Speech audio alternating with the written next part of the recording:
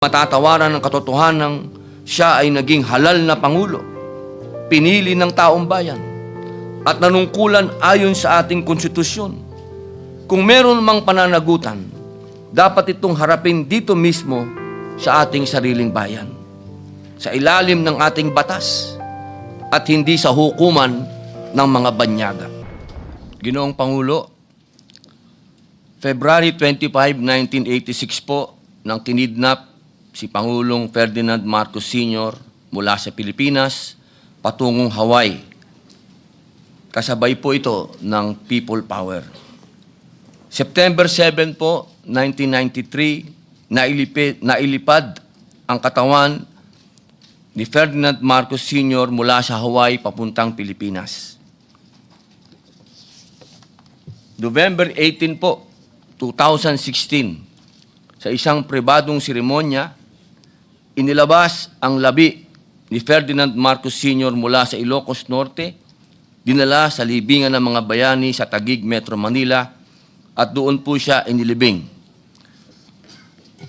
Kapag binilang po ang mga taon, magmula po noong 1986, papuntang 1993, kung saan po siya ibinalik sa Ilocos Norte, 7 taon po yon, 7 buwan.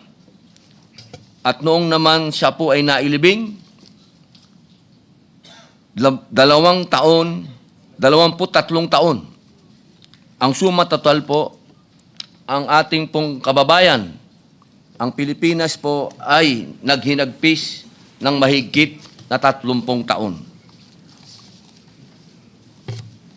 Sa ating pong kasaysayan, nakita na po natin ang mapait na halimbawa ng pagkakawalay ng isang dating Pangulo sa sariling pamilya at bayan. Si Ferdinand Marcos Sr. ay dinala sa Hawaii noong 1986, kung saan siya po ay pumanaw noong ika-28 ng Setyembre 1989. Makalipas ang 4 na taon, ay doon pa lamang naibalik ang kanyang mga labi sa Pilipinas at mahigit 2 dekada po ang lumipas bago siya tuluyang nailibing sa kanyang huling hantungan. Isang sugat po ito na iniwan sa ating kaisipan at kasaysayan. Ngayon po, mga mahal kong kasama, nasa atin po ang pagkakataon. Ang ika-20 Kongreso ay may kapangyarihan at pananagutan na putulin ang ganitong siklo. Hindi natin dapat hayaan na muling maulit ang kasaysayan kung saan ang isang naging Pangulo ng Pilipinas ay mawawalay sa kanyang bayan sa huling yugto ng kanyang buhay. Ginoong Pangulo, ang pagbabalik po kay dating Pangulong Duterte ay hindi maituturing na isang simpleng usapin. Siya ay nagsilbi bilang ika-16 na Pangulo ng Republika, na halal ng mahigit ng 16 na milyong Pilipino at nagdala ng mga patakarang nagmarka hindi lamang sa ating politika kundi sa mismong pang-araw-araw na buhay ng ating mga kababayan. Maaari po, magkakaiba tayo ng pananaw tungkol sa kanyang mga pulisiya, lalo na po sa kanyang kampanya laban sa illegal na droga at sa kanyang estilo ng pamamahala. He ruled with an iron fist, ika nga. Ngunit, hindi matatawaran ng katotohanan siya ay naging halal na Pangulo, pinili ng taong bayan, at nanungkulan ayon sa ating konstitusyon.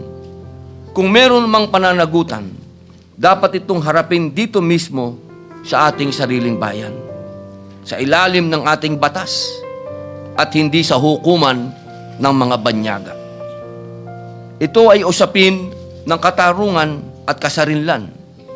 Hindi ba po dapat nararapat lamang na sa sarili niyang bayan siya humarap sa anumang akusasyon, usapin o paglilitis?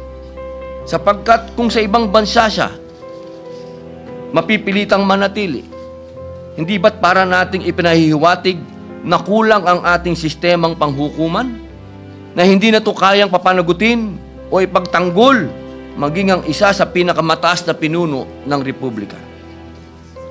Higit po sa lahat, ito po ay usapin ng pambansang dangal ng pagkakaisa.